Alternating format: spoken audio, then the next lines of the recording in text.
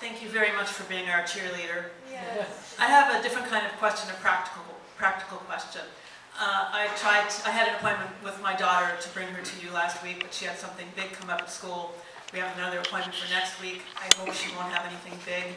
With all this interest, I'm wondering if you might expand your office hours? You don't have any time after school hours. Wow! They said this is over at 8. It's 3 minutes after. You know, I am working as hard as I can work with this now. It's kind of tough. I'm a father of 3. Yeah, they're all grown. And I'm just a grandfather, just 2 days ago. So anyways, I've got to spend time with my family. We can get this done. I can get everybody in. I can fit people in. I don't know if there's people here, but I know they'll call me on the phone and say, you know what, this is happening. I'll say, come in, and I'll just fit them in, put them in the side door, and we'll work them up. But if you're a first patient into the center, we want to document everything. Everything wants to get documented. That's so important. So we'll do it the right way, and we'll get you in. 9 to 11, all right? Tuesdays and Thursdays? No, you told that. When I called? No? No. Okay, thank you. I'm there usually to 2 o'clock. Every day? Are you there? What are you Tuesday and Thursday. Tuesday and Thursday, okay. Yes, and it's not my fee. I don't get paid from you as far as that. I work in the clinic. I'm on one fee. None of this is time paid for a reimbursement, and it doesn't matter. I live in the Northern Hills, and my whole family has been sick from this gas blowout. I had blisters on the roof of my mouth during this one. When I would go to a hotel, it would go away. At first, my husband was making fun of me, says your imagination, but then he put a flashlight and he could actually see the blisters on the roof of my mouth. And when I would go to a hotel, it would go away, come back home, it was there. I still have some burning sensation. My daughter was rushed to hospital twice. One of my questions is that during her period she gets very bad cramps ever since the blowout, and she's vomiting, and it's really, really bad. Do you think it has, the gas has anything? How old is she? She's 30. So she gets bad menstrual cramps? Yes. Okay. I've not seen anything in regards to menstruation. No female problems? No, well, reproductive, but that's very, very, very rare. You asked me about the rash in your mouth. It can be. There's a lot of blisters. There's a lot of other causations for having blisters in your mouth, from chemical burns, thermal burns, all the way to viruses. And it could be a possibility that is part of an allergic reaction. The same day I would go to a hotel, it would go away, Right. and I would come back home. That makes me I would suspicious. have it. Right. And when I go out of state, I don't have any of these symptoms. When I come back here, I get sick. And one other thing, I want to talk about behalf of this girl. She's 26 years old. She has cystic fibrosis. She got double lung transplant. And last November, she got it a year before November. She was doing fine. Finally, she was living after being so sick with cystic fibrosis.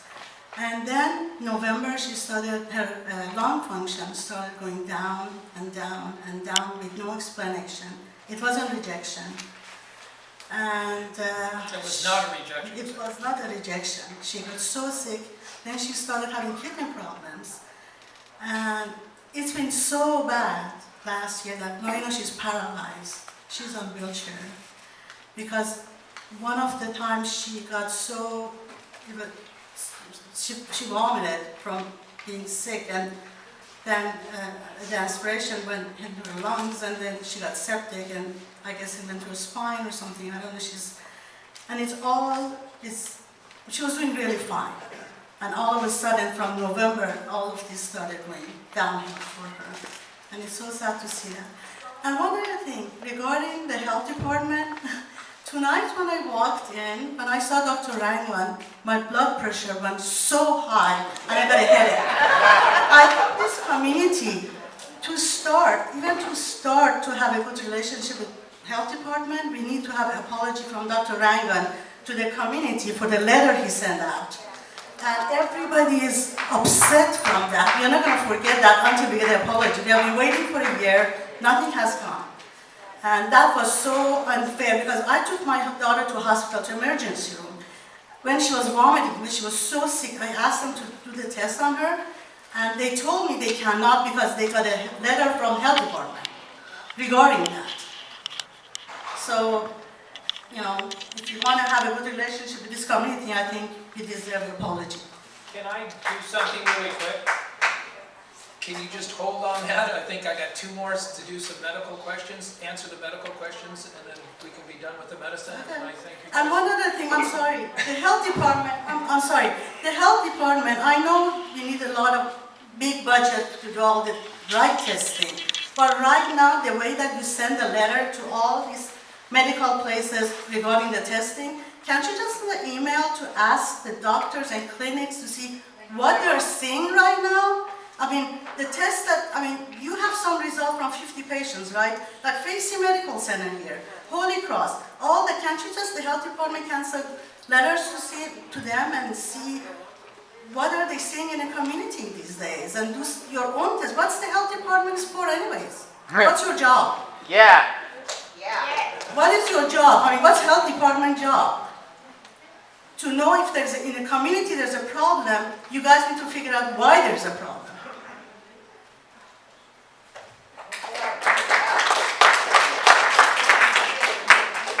Great answer, Dr. Rangan. Yes. We're going to wait for a few more, and then I'll be happy to address that. Thank you. Dr. Nordella, thank you so much for doing this and being here for the community. And you've addressed, you know, I think almost all of the medical concerns, and I know that you're a medical doctor.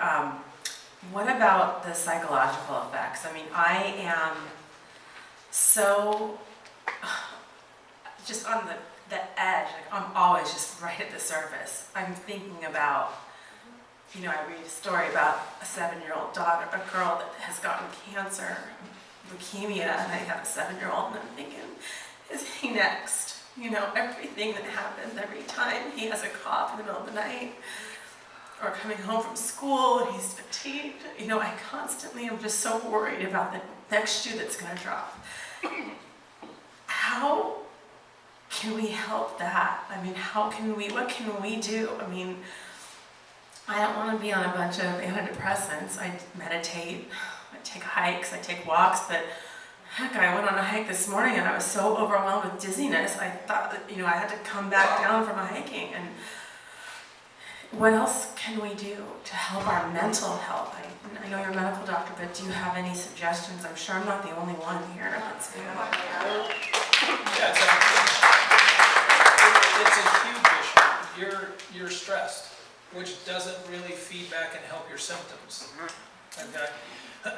So, aside from, which unfortunately I always come down to the same thing, and I look at the patients when they come in and I said, look, I apologize, but you have to leave.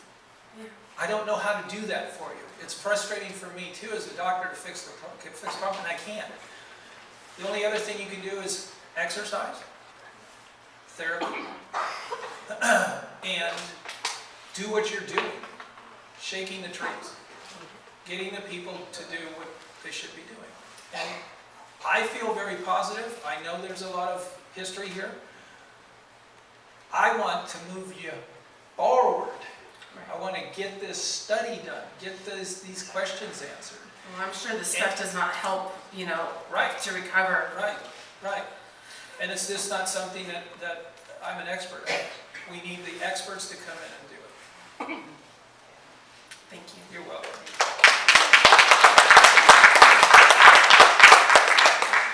Thank you, Doctor, for being here. Very much appreciated. I've had several issues over the last year, since the blowout. And just at the same time as the blowout, I had to go in for a pre-op for an eye surgery that I had to take. And at first they wouldn't pass me. And they told me that my EKG was not normal. That's the first time ever I had that issue. It never occurred to me that there could be any underlying reason that has to do with the blowout. And I recently went back, and then I had a couple in between, and I went to the heart doctor, and they weren't totally serious or concerned, but when I went back just recently, it was normal, which is unusual. What was the abnormality? What was the what? What was the abnormality? How They was it didn't abnormal? tell me. They just said it wasn't, it didn't read in a normal way, and I never got into it in a big way. They weren't concerned in a huge way, but it was the first time I ever heard anything abnormal about my heart. And then all of a sudden it seems okay. So I kind of questioned that. The other thing was, when I did go in for the pre-op, for another little surgery I had to have, they found the doctor, and this is not a doctor I know at all, other than this first time, he told me that my liver enzymes were higher than norm. And he said, do you have any reason or knowledge of why this would be? And I mentioned, I thought of, what's happening here. And he discounted that. And I'm finding that a lot of these doctors, seem to not they don't put it together, or they just want to discount it because they don't know anything about it, pretty much. And then something else happened to me, which was unusual. I had a polyp, vaginally actually, that the doctor in his 40 years has never seen anything so big. And I've never again had or been prone to any of this stuff. And fortunately, it was not cancer, but I put up on one of the sites that we all, as a community, are involved in, and I asked if anybody else has had any issues like that, and there was a woman that responded privately to me, and she said she had the same thing, but hers turned out to be cancer.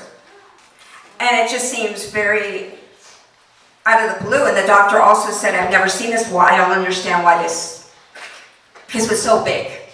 So I'm wondering if any of the elements are, causing these things to grow, or could that be? Okay, so to go back to your first question, your EKG. Your EKG could be abnormal for a lot of reasons. We don't know what the reading was. If you were tachycardic, if you had what they call PVCs or skip beats, that's a possibility. If you had EKG changes that were significant that showed you had an old heart attack, an infarct, or you had a left bundle branch block or a right bundle branch block, or it could even be lead placement by the person doing the EKG. We don't know, and obviously neither one of us know enough to comment on that. The side, first of all, if you have a mass, it has to be biopsy. Okay? Mm-hmm. What is the tissue? Don't know. So to comment and say, is that an estrogen-related issue? Usually not vaginally. Okay, I've read nothing of that. Or the uterus, it's just, again, estrogen positive, mainly like breast cancer. There was one other. The liver enzyme? Liver enzymes are important. Liver enzymes should be looked at. If your liver enzymes are up, I always take a patient that has elevated, what we call LFT, or liver function test, and I tell them, and I say, how much Tylenol are you taking in a day? Okay? None. How much do you drink? None. Rule out everything else. Have you ever had a history of hepatitis A, B, or C? Has that been ruled out? No, it hasn't. You send blood, rule that out, make sure it's okay. Now, you can also get what they call fatty infiltrates into the liver, which will raise your liver function test, okay? But it has to be worked up first. You need a diagnosis of exclusion. Everything has to be excluded first before you sit there and we go, wow, she's got nothing, what else could it be? Mm-hmm. Then you look to the other. So you have to work up everything. Thank you. You're welcome.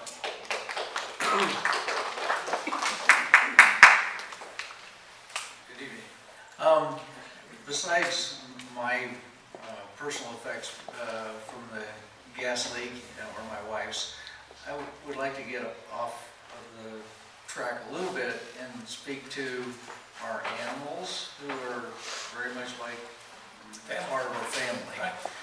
And I've read many articles about horses that have nosebleeds, all this kind of stuff. Have you had any dialogue with veterinarians in the area at all about these effects on our animals? I just had one of our animals put down Monday night. I don't know that it had any effect on it, but in looking back, I noticed, much like myself, they had lethargy as well. And I'm wondering if anybody else has had any,